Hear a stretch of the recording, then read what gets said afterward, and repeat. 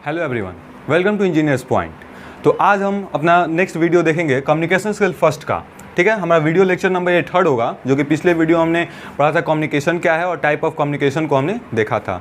इस वीडियो में हम आगे के नेक्स्ट के टॉपिक्स को इसमें डील करेंगे। तो आप लोगों को थोड़ा आवाज़ बदला लग रहा होगा, तो थोड़ा वायरल फीवर मुझे हो गया है। ठीक है, तो उसका आप लोग थोड़ा इग्नोर कीजिएगा मेरे आवाज़ को, बाकी फोकस कीजिएगा। तो हम सोचे कि आप लोग अभी स्टडी नहीं रुकनी चाहिए, तो फिर हम आ गए। इसी के कारण 2-3 दिनों से ये वीडियो आप लोगों के नहीं आ पा रहे थे। ठीक है, तो फिर आगे हम कंटिन्यू करते हैं। थोड़ा आवाज़ को इग्नोर कीजिएगा, आगे हम चलते हैं। ठीक है, तो उस वीडियो में मैंने कहा था कि नेक्स्ट के वीडियो में हम barriers to communication, how to overcome barriers of communication को हम डील करेंगे। ठीक है, तो उसी के साथ हम आगे बढ़ते हैं और देखते हैं कि आखिर ये क्या होते हैं। तो चलिए, तो आज का हमारा टॉपिक क्या होगा। तो पहला टॉपिक होगा हमारा, पहला क्या टॉपिक होगा हमारा आज का, तो बैरियर्स टू कम्युनिकेशन क्या है। तो बैरियर्स टू कम्युनिकेशन, सबसे पहले समझते हैं कि ये बैरियर्स क्या है। सबसे पहले तो इसी का मीनिंग हमें पता होना चाहिए ना कि बैरियर आखिर क्या है। तो बैरियर को अगर सबसे पहले हम देखें, तो बैरियर को अगर मैं आसान शब्द में कहूँ, इसको और छोटा करके मैं अगर कहूँ, तो बैरियर को हम कह सकते हैं ऑब्स्टेकल। क्या कह सकते हैं? ऑब्स्टेकल। बैरियर को हम क्या कर सकते हैं किसी आसान भाषा में, तो ऑब्स्टेकल। ऑब्स्टेकल को और आसान भाषा में अगर हम कहें, अपने कॉमन लैंग्वेज में हिंदी में कहें, तो रुकावट। तो यहाँ से बैरियर का क्या मीनिंग निकल के आ रहा है, तो रुकावट टू कम्युनिकेशन। कम्युनिकेशन क्या था, तो पिछले वीडियो मैंने बताया था कि अपने भाव को, विचारों को, इन्फॉर्मेशन को, आइडियाज़ को किसी से भी शेयर करने को हम क्या कहते हैं, कम्युनिकेशन कहते हैं। तो उस कम्युनिकेशन के दौरान जो रुकावटें आती हैं, कम्युनिकेशन के दौरान जब हम एक दूसरे से कम्युनिकेशन करते हैं, तो उस टाइम जो भी रुकावटें आती हैं उसे हम क्या कहते हैं, तो बैरियर्स टू कम्युनिकेशन कहते हैं। ठीक है, ये क्लियर हो गया कि बैरियर्स टू कम्युनिकेशन क्या होती हैं। तो बैरियर मतलब आसान भाषा में कहें तो ऑब्स्टेकल्स। ऑब्स्टेकल्स को अगर आसान भाषा में कहें तो रुकावट। तो कम्युनिकेशन करने के दौरान अपने भावों को, विचारों को, इन्फॉर्मेशन को, आइडियाज़ को, जो भी फीलिंग्स को किसी से शेयर करने को, बांटने को हम कम्युनिकेशन कहते हैं। तो ये प्रोसेस करते टाइम जो भी रुकावटें आती हैं, तो उसे हम क्या कहते हैं, बैरियर्स टू कम्युनिकेशन कहते हैं। ठीक है, इतना आप लोग समझ में आ गया। तो आगे देखते हैं। तो ये हो गया हमारा बैरियर्स टू कम्युनिकेशन कि आखिर बैरियर होता क्या है। ठीक है, तो आगे बढ़ते हैं। नेक्स्ट हमारा टॉपिक होगा, इसमें इसे आगे क्लासिफाई किया गया है, types of barriers in communication. ठीक है, इन्हें क्या किया गया है, तो इन्हें अलग अलग पार्ट्स में इन्हें डिवाइड किया गया है कि आखिर टाइप्स ऑफ बैरियर क्या क्या हैं। ठीक है, तो आगे देखते हैं। तो पहला हमारा हो जाएगा, जो पहला हमारा टाइप होता है वो होता है इंट्रा। क्या है, तो इंट्रा पर्सनल बैरियर। क्या है, तो इंट्रा पर्सनल बैरियर। अब सबसे पहले समझते हैं इंट्रा पर्सनल क्या है। इंट्रा पर्सनल बैरियर में कौन से बैरियर आते हैं। जैसे कि सबसे पहले आप सोचिए कि किसी भी चीज़ को लेकर के सबकी थिंकिंग अलग अलग होती है। ज़रूरी नहीं है कि किसी टॉपिक पे, किसी मुद्दे पे जो मेरा थिंकिंग है, मेरा सोचना है, वो आपका भी होगा। जैसा मैं सोचता हूँ किसी बात को लेकर के, वैसा ही आप भी सोचते हैं। ऐसा कोई ज़रूरी नहीं है। होता है ना, जैसे कि मेरा जो भी मानना है, जो भी मेरी फीलिंग है, जो नहीं कि हर एक किसी से मैच ही करे। आपकी फीलिंग उस रिगार्डिंग, उस किसी भी चीज़ के रिगार्डिंग अलग हो सकती है, मेरी फीलिंग अलग हो सकती है। तो वो एक बैरियर होता है। उसके कारण जो बैरियर आता है, किसी भी टॉपिक्स पे अगर जो बात हो रही है, किसी ग्रुप में कहीं भी बात हो रही है, तो मैं अपने हिसाब से कुछ भी आइडियाज़ दूंगा। वहाँ पे जो भी मेरी फीलिंग होगी वो मैं शेयर करूँगा। आपके हिसाब से जो भी फीलिंग होगी, जो भी आपका जो मानना होगा, आप शेयर करेंगे। तो कहीं ना कहीं यहाँ पर एक बैरियर आता है। तो उस टाइप के जो बैरियर्स में क्या बताया मैंने, रुकावट, उस कम्युनिकेशन वहाँ पे जो भी हो रहा होगा, कम्युनिकेशन हो रहा होगा, आदान प्रदान हो रहा होगा अपने फीलिंग्स का, विचारों का, तो वहाँ पे जो एक बैरियर आता है इन सभी चीज़ों के कारण, वो किसके अंदर आता है, तो इंट्रा पर्सनल बैरियर के अंदर। ठीक है, इसे और अगर हम अंदर अगर इसे क्लासीफाई करें, तो पहला आता है हमारा इसमें रॉन्ग। क्या आता है हमारा, तो रॉन्ग एजम्पशन। क्या है, तो इसमें हमारा आता है रॉन्ग एजम्पशंस। ठीक है, रॉन्ग एजम्पशन। रॉन्ग एजम्पशन मतलब क्या होता है, इसे हिंदी मीनिंग अगर देखी जाए तो रॉन्ग एजम्पशन का मतलब होता है गलत धारणा। किसी भी चीज़ को लेकर के मान लीजिए कोई गलत धारणा हो जाती है, जैसे कि अगर ये एडुकेशन को लेकर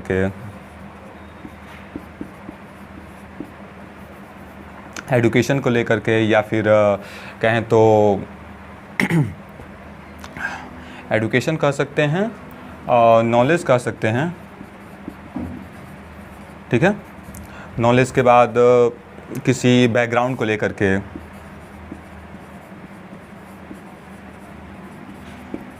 ठीक है, ये सभी रॉन्ग एजम्पशन। रॉन्ग एजम्पशन का मतलब होता है गलत धारणा।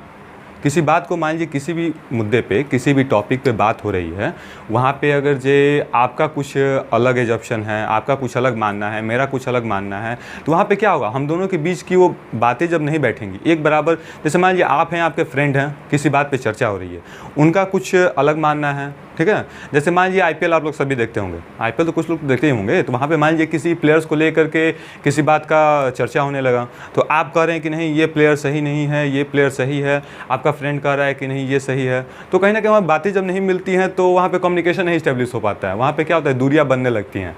दोस्तों मान लीजिए किसी दोस्त से बात कर रहे हैं, या फिर मान लीजिए फिलहाल अभी इंडिया के साथ ही कोई मैच हो रहा है, वहाँ पे कोई अगर अच्छा परफॉर्मेंस नहीं देता है, तो किसी प्लेयर के रिगार्डिंग अगर आपकी जो थिंकिंग वो बताएंगे हाँ ये अच्छा परफॉर्मेंस नहीं दिया, तो ये इसकी जगह पे इसको लाना चाहिए, आपका फ्रेंड का अगर ये कहे कि नहीं इसकी जगह पे किसी और को लाना चाहिए, तो वहाँ पर क्या हो रहा है, दोनों लोगों के बीच वहाँ पे क्या हो रहा है, तो एक background, knowledge, education, wrong assumption ले लिए, तो वहाँ पे क्या हो रहा है, आपका एजम्पशन मानना कुछ अलग है, उसका मानना कुछ अलग है, तो वहाँ पे क्या होगा, बातें एक समान मतलब नहीं बैठेंगी, तो बातें एक बराबर नहीं हो पाएंगी, अब दूरियाँ बनने लगेंगी, वहाँ पे कम्युनिकेशन स्टेब्लिश नहीं होगा, तो वो क्या है, एक रॉन्ग एजम्पशन के कारण वहाँ पे क्या हो रहा है, एक बैरियर आ रहा है, ठीक है। वो एडुकेशन को लेकर के हो सकता है, एडुकेशन यानी कि क्या होता है, शिक्षा, नॉलेज नहीं है किसी बात को लेकर के बढ़िया से, ठीक है।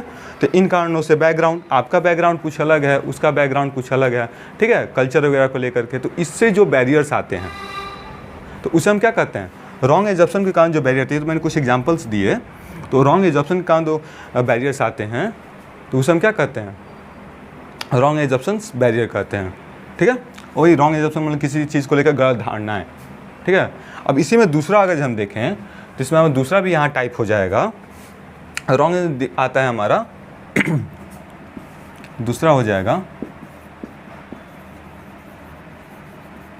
डिफरेंट बैकग्राउंड्स,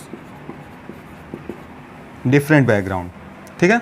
अब जैसे कि डिफरेंट बैकग्राउंड को लेकर जब मैं कहूँ तो सिंपल से आप देखते होंगे कहीं ना कहीं सुनने को मिलता है, फिल्मों में आपने देखा होगा कि मान लीजिए कोई रूरल एरियाज से अगर अर्बन एरियाज़ में पढ़ने के लिए आता है, तो कहीं ना कहीं थोड़ा उसको कुछ एक अलग नज़रिए से देखा जाता है, जो कि ऐसा नहीं करना चाहिए, ये गलत चीज़ें हैं, लेकिन कहीं ना कहीं कुछ कहीं भेद डिफरेंस देखने को मिलता है, तो वहाँ पे क्या, तो कम्युनिकेशन स्टेब्लिश नहीं हो पाता है। मान लीजिए कि 4 लड़के अगर जो रूरल एरियाज़ के बैठे हैं और एक लड़का कोई अगर जो अर्बन एरियाज़ का है, तो वहाँ पे भी क्या होगा, एक कहीं ना कहीं एक हिचकिचाहट होती है बात करने में एक हिचकिचाहट होती है कि भाई वो अनजान है, वो किसी और बैकग्राउंड से है, मैं किसी और बैकग्राउंड से हूँ, तो वहाँ पे स्टेब्लिश नहीं हो पाता है कम्युनिकेशन। या फिर अगर वही 4 बच्चे अर्बन एरियाज यानी कि शहरी हैं और एक बच्चा अगर जो गाँव का है, तो उसे कहीं ना कहीं किसी टॉपिक पर अगर बातचीत हो रही है, किसी टॉपिक पर डिस्कशन भी हो रहा है, तो उसे वो आते हुए भी वो नहीं डिस्कशन कर पाएगा वहाँ पे, उससे लगेगा नहीं भाई जो अर्बन एरिया शहरी जो लड़के हैं वो मुझसे ज़्यादा जानते हैं, कहीं ना कहीं मैं कुछ कहूँगा, कुछ गलत हो जाए तो मेरी बेइज्जती हो जाएगी, या फिर जो भी इशू हो,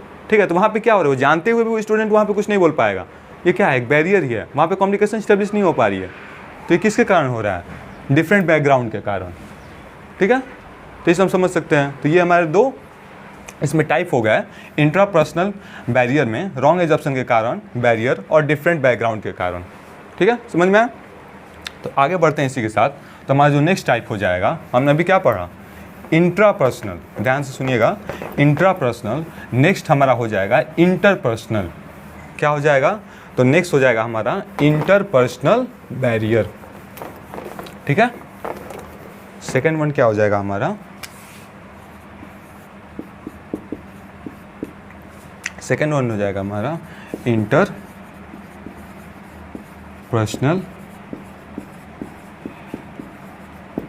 बैरियर्स। इंटरपर्सनल बैरियर में आखिर कौन सी चीज़ें आती हैं, इंटरपर्सनल बैरियर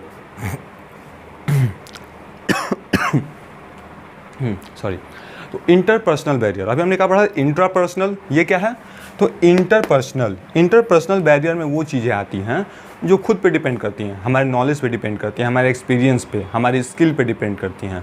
उससे जो बैरियर आती हैं उसे हम क्या कहते हैं, इंटरपर्सनल बैरियर कहते हैं। फॉर एग्जांपल, मान लीजिए आप किसी से इंग्लिश में बातें कर रहे हैं, सामने वाला अच्छे से इंग्लिश जानता है, उसे इंग्लिश कैसी खासी नॉलेज है, आपके पास उतनी नॉलेज नहीं है, तो आप क्या उससे से बात कर पाएंगे।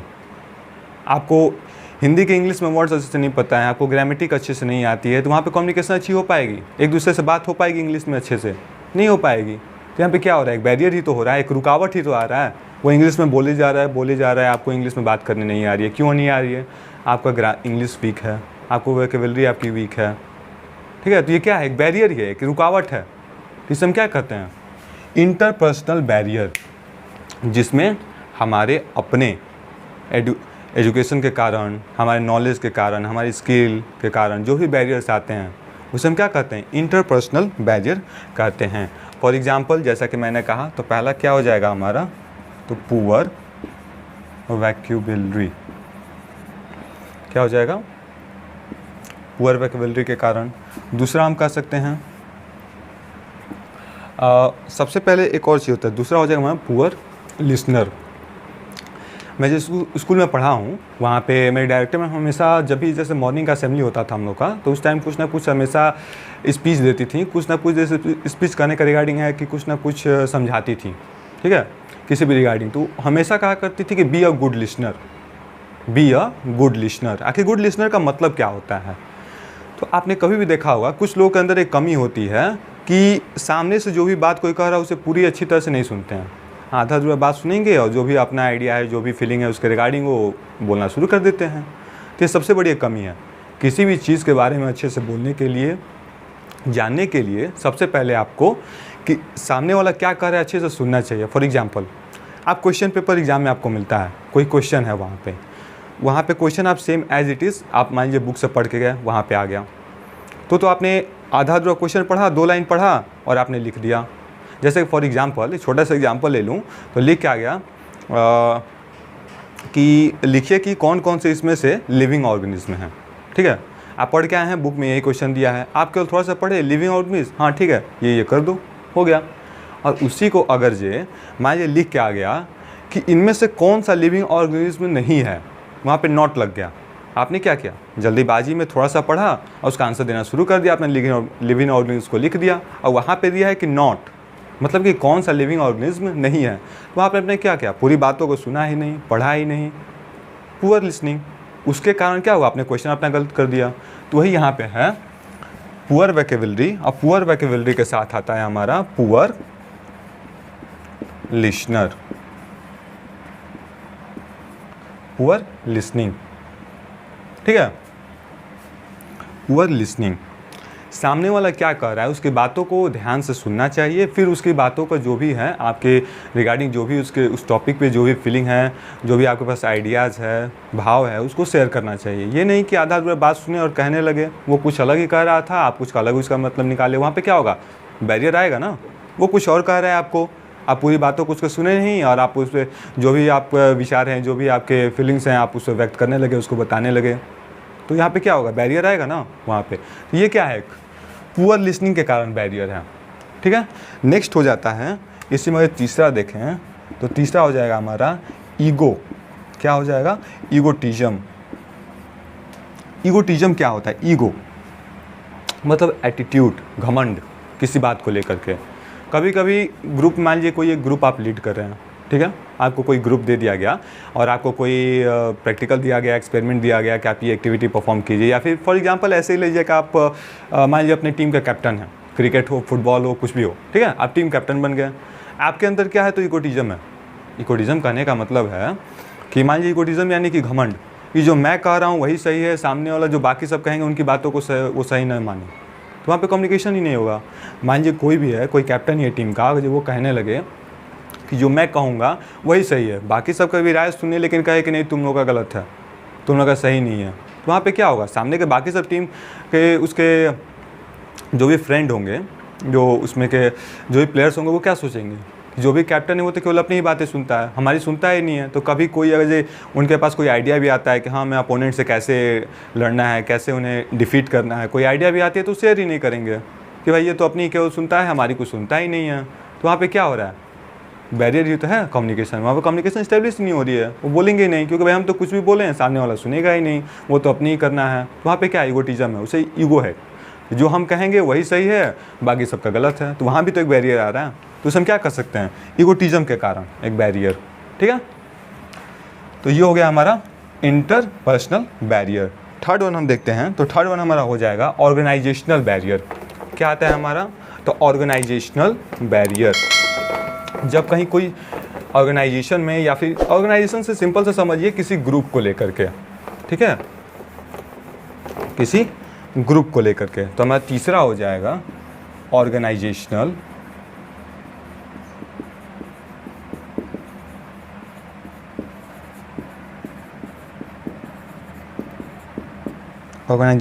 बैरियर्स।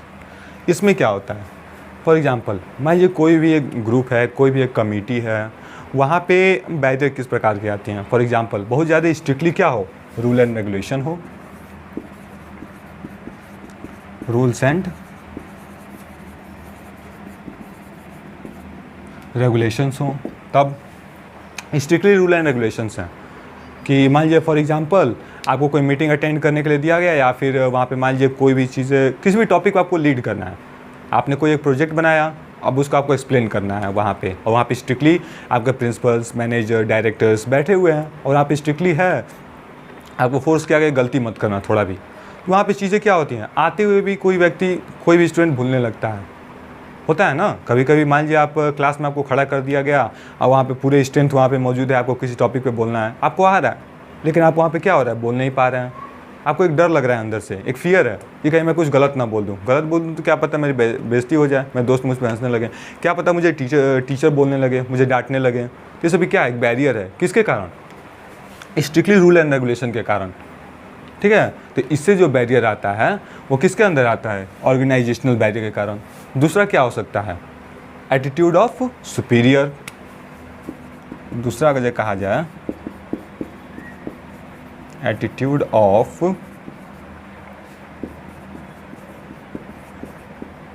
सुपीरियर्स। सुपीरियर्स मीन्स क्या होता है, एटीट्यूड ऑफ सुपीरियर। तो सुपीरियर मीन्स जो हमारे सीनियर्स हैं, सिंपल से समझिए सीनियर।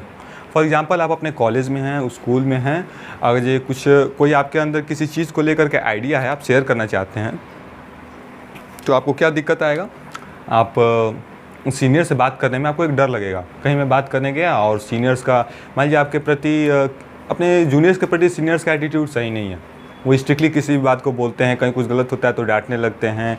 तो मान लीजिए एक फियर आपके अंदर बन जाएगा, डर बन जाएगा कि भाई मैं कुछ शेयर करने जाऊं, क्या पता गलत हो जाए तो मुझे बोलने लगेंगे, डांटने लगेंगे। तो इससे क्या होगा, कभी किसी टॉपिक पे आपसे राय भी ली जाए तो आप डर के वजह से उनसे, उनके एटीट्यूड के प्रति आपको क्या होगा, आपको आते हुए भी कोई चीज़ आप शेयर नहीं कर पाएंगे। तो वहाँ पे क्या हो रहा है, एक रुकावट ही तो आ रहा है। तो समझ कर सकते हैं ना, एटीट्यूड ऑफ सुपीरियर के कारण। ठीक है, ऐसे ही एक और चीज़ तो हो सकता है, attitude of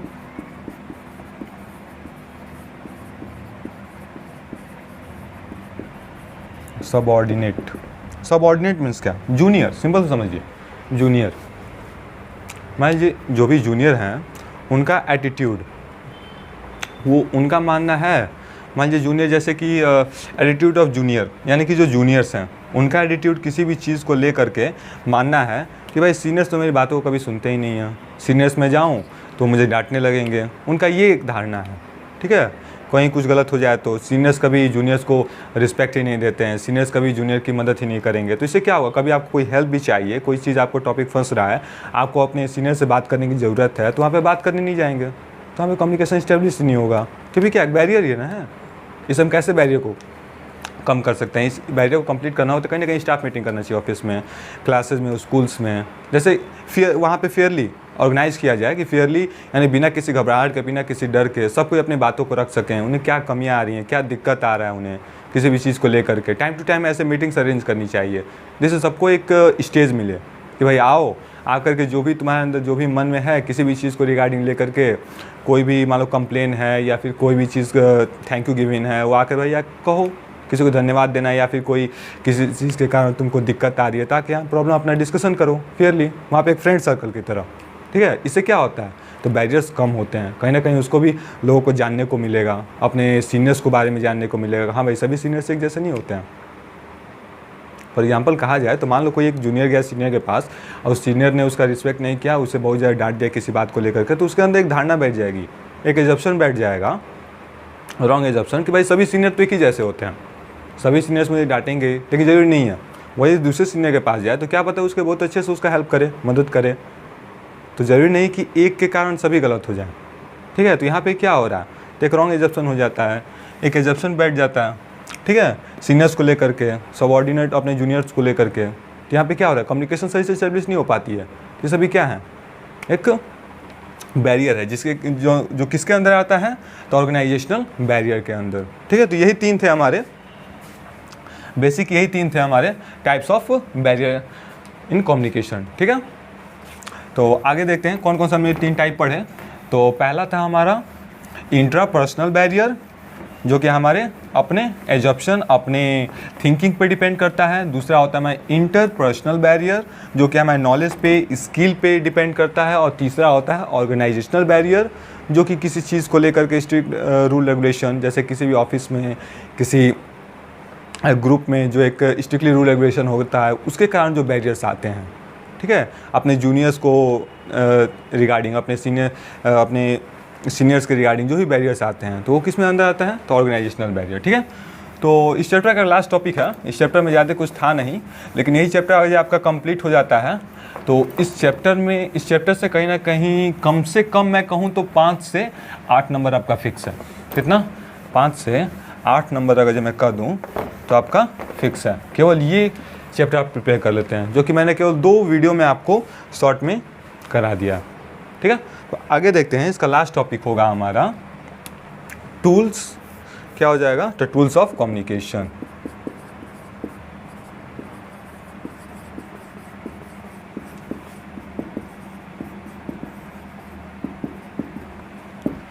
tools of communication, tools of communication, tool means क्या होता है, औजार, नहीं ना।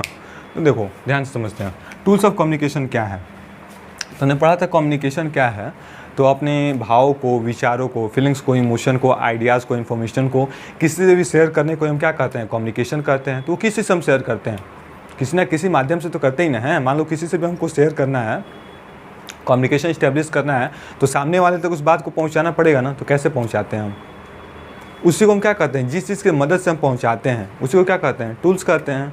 इसे 2 पार्ट में हम क्लासीफाई कर सकते हैं, जो कि पहला हो जाएगा हमारा डायरेक्ट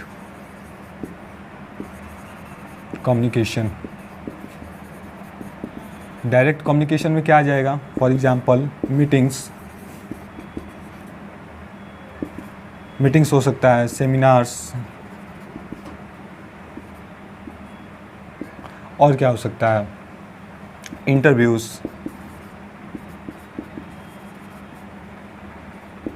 ठीक है। ये सभी क्या है, तो डायरेक्ट। इसमें क्या होता है, फेस टू फेस, इसमें क्या होता है, तो फेस टू फेस बातें होती हैं, फेस टू फेस बातें होती हैं। तो ये क्या है, डायरेक्ट कम्युनिकेशन है, ठीक है। वही अगर जो कहा जाए तो दूसरा क्या हो जाएगा हमारा, तो मैकेनिकल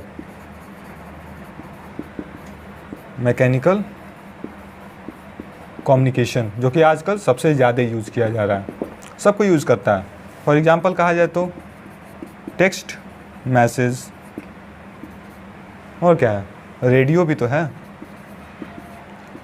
रेडियो पे अगर जो गाना सुनते हैं या फिर न्यूज़ सुनते हैं, तो ये क्या है, एक कम्युनिकेशन तो ये है, आप तक एक इन्फॉर्मेशन पहुंचाई जा रही है। न्यूज़ क्या है, कि इन्फॉर्मेशन ही तो है, आपके देश में क्या हो रहा है, आपके शहर में क्या हो रहा है, आपके स्टेट में क्या हो रहा है, जो भी आपको न्यूज़ मिलता है, ये क्या है, कि इन्फॉर्मेशन ही तो है जो शेयर किया जा रहा है।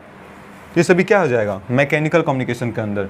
टेक्स्ट मैसेज व्हाट्सअप से करते हैं, इंस्टाग्राम से करते हैं, टेलीग्राम पे आप लोग यूज़ करते हैं, ये सभी क्या है, मैकेनिकल कम्युनिकेशन के माध्यम से। तो ये क्या हो गया हमारा, टूल्स भी हो गया। तो इसमें बस यही 2 टॉपिक वजह थे आज के लिए, ठीक है। तो ये चैप्टर यहीं पे ख़त्म होता है। अगर जो कोई टॉपिक अगर जो मुझसे छूट गया हो या फिर कहीं आप लोगों को कोई टॉपिक समझ ना आया हो तो नीचे कमेंट बॉक्स में आप लोग कमेंट कीजिएगा। नेक्स्ट वीडियो में उसे समझाने की कोशिश की जाएगी आप लोगों को, और नोट्स आप लोगों को प्रोवाइड किया जाएगा, ठीक है। तो मैं हमेशा की तरह कहता हूँ आप लोगों को बस वीडियो में आप लोगों को ध्यान से देखना है, समझना है कि बस मैं चीज़ों को किस प्रकार समझा रहा हूँ, और ज़्यादा कुछ नहीं करना है आप लोगों को, ठीक है। क्योंकि इसमें क्या है, केवल समझने आके कब तक रटोगे यार, रट के क्या होगा, आज रटोगे फिर कल भूल जाओगे, रटने से कुछ नहीं होता है, ठीक है। तो सिंपली जो भी मैं आप पढ़ा रहा हूँ आपको बस उसको एक स्टोरी की तरह आराम से समझना है उसको, और एक बार जो नोट्स मिलेगा उसको रिवाइज कर लेना है। वो भी अगर आपको कम लगे तो सैम्पल पेपर सीरीज तो लेते ही हो एग्जाम्स के टाइम, उसको एक बार रिवाइज कर जाओ, सभी पॉइंट्स क्लियर हो जाएंगे। डायरेक्ट बुक उठाओगे तो नहीं समझ में आएगा, लेकिन अगर यहाँ से वीडियो देख के जाओगे तो समझ में आएगा हाँ भाई कम्युनिकेशन क्या है। मैंने बताया कि कम्युनिकेशन क्या होता है, कि अपने भाव को, विचारों को, इन्फॉर्मेशन को, आइडियाज़ को शेयर करने को हम क्या कहते हैं, कम्युनिकेशन कहते हैं। वहाँ पे डायरेक्ट जाओगे डेफिनेशन पढ़ोगे क्या समझ में आएगा, कुछ नहीं आएगा, ठीक है। तो मैंने शॉर्ट में 2 वीडियोज़ में ये ख़त्म भी कर दिया चैप्टर, ठीक है। तो फर्स्ट वीडियो सिलेबस डिस्कशन था, और सेकंड और ये हमारा 3rd वीडियो था, ठीक है। 2 लेक्चर में ये ख़त्म। नेक्स्ट लेक्चर में हम देखते हैं आगे क्या करना है। मैंने सिलेबस डिस्कशन बताया भी है कि आगे क्या पढ़ेंगे, तो ये चैप्टर बस यहीं तक था, ठीक है। तो नेक्स्ट वीडियो में नेक्स्ट अपना चैप्टर देखते हैं, उसमें क्या पढ़ने वाले हैं। तो इसे ज़्यादा से ज़्यादा लाइक कीजिए और सब्सक्राइब कीजिए, ठीक है। तो आज के लिए बस इतना ही। तो हंसते रहिए, मुस्कुराते रहिए। जय हिंद, जय भारत।